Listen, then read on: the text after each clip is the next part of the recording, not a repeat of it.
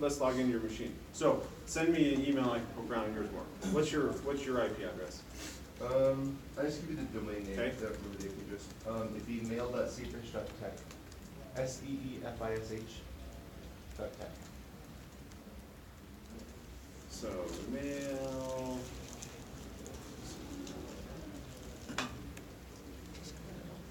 Things that hard to load about Linux is just an error. Yeah. Is that up there? So you have IMAP secure on IMAP secure. I don't see the, what is it, 487 and How was I supposed to set this up? Because I went through all the instructions, I thought I had them working. You might just have a typo in this access on. That happened to me.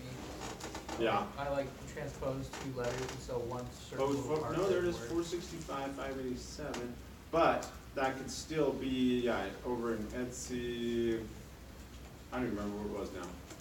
I don't either. SSL. You restart it and then check the logs. You see. Oh.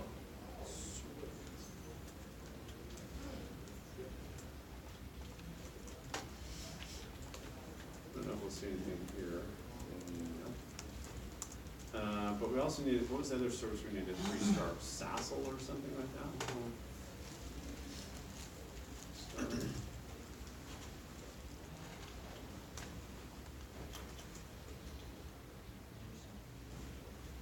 So I would say it's probably something in, I don't even remember where that file was.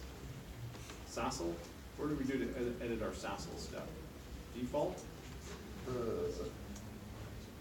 Dovecot? I think it was Dovecot. That's No.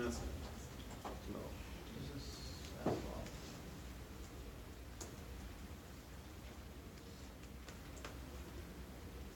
There was one in here. So I just go back and look at your, Go through the steps again and make sure I didn't have a typo. yeah, especially, that one looks like, especially where I had you had to copy that TLS stuff. Okay. And I don't remember what file it was in. I have to go back and look at my slides. But that's where I'd go check and see if there was a typo there.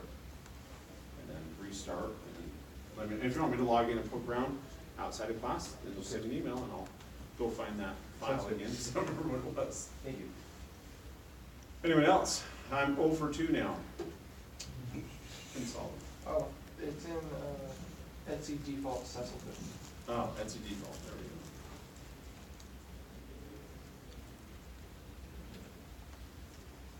Okay, let's look at reverse DNS. Okay, so we should have forward DNS working. Forward DNS refers to if someone gives me a name, like ns1.thegummibear.com, I give them back an IP address.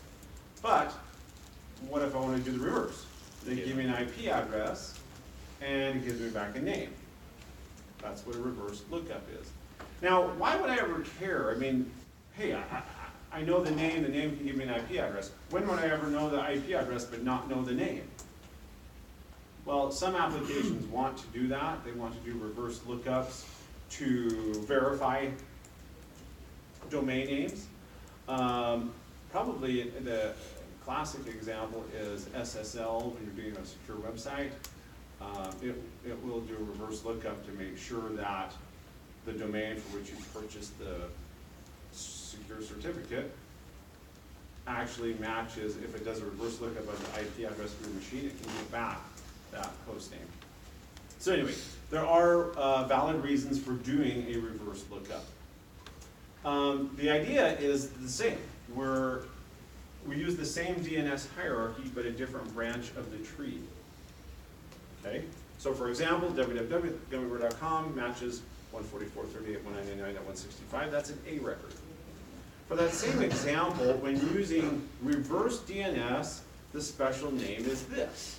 So when we reverse our IP address, we have a special name. And notice this is just those 4 octets reversed. 165.199.38.144 dot in-addr.rpub. And so it has the reverse of my IP address and a special suffix. And this special suffix is on a different branch of this DNS hierarchy that we've talked about. At the top we said there's the root, underneath that we have all the top level domain servers and so on. So one of those top level domain servers is .arpa, which is the branch of the tree that handles reverse lookups.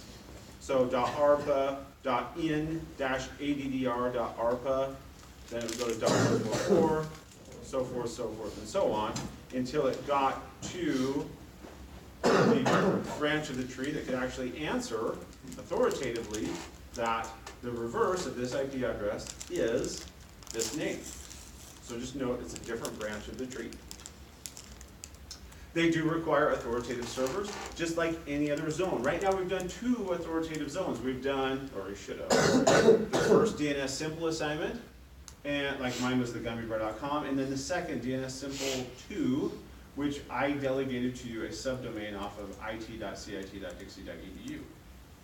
So this one is a third authoritative entry that's going to be very, very similar to those first 2, except we're doing reverse authoritative entry. Requires delegation from a higher server. In this class, I will be that delegating authority again. I will delegate to you the ability to do reverse lookups.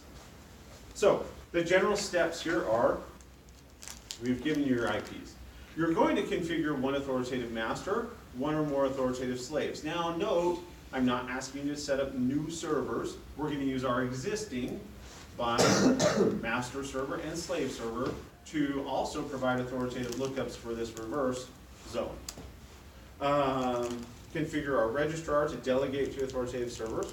I'm going to handle that part. I'm going to delegate to you, and then we'll test it.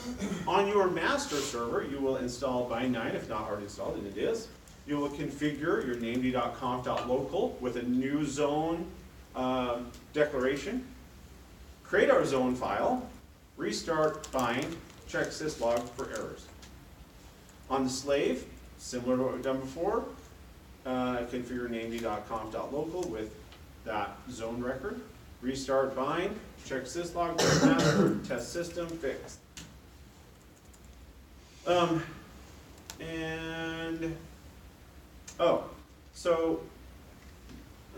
Pretty much, you do have to send me some information, which I will tell you right now. I don't know why I wrote it so complicated, but let's take a look. So reverse DNS, yeah. All right, so to make reverse DNS work, the first thing I'm going to do, here's my dig query at the top. You'll notice it's unique. We've done it before, we should be able to diagnose it. What does it mean after the @ sign in my dig query? Who I'm asking. So I'm going to ask my name server if it can do an answer for this reverse domain. So notice I said, hey, can you answer this? And it says no. That's because I haven't done it yet. Okay, when we're done, that should work. So we're going to go into named.conf.local like we've done for any other domains that we've had. At this point, I had the gummybear.com and I had my it.cit.dixie.edu domains in there. Okay, we are then going to, I added this zone. So my zone, and I'll explain a little bit more about this number in a second. So obviously we just I copied exactly what was in the gummybear.com section, copied it down here, but I changed the file name, and then the zone line. That's it. We're just adding whatever zone like before. Yeah, normal zone. Okay, so where did I get, like my reverse address, if you remember, was 144.38.199.165. Well, this zone is going to be authoritative for every number between 160 and 191. Where did I get those numbers? That's my network range. So you would put your network range here. Okay? So Now, so we put our network range? yep. So that would be start at the, whatever it says on vm.cs.ac.edu. So if I'm 160 to 170 something, or Yep, wherever. put the whole thing in there. Now, we have to create the zone file. So it was empty. Whatever we can copy over our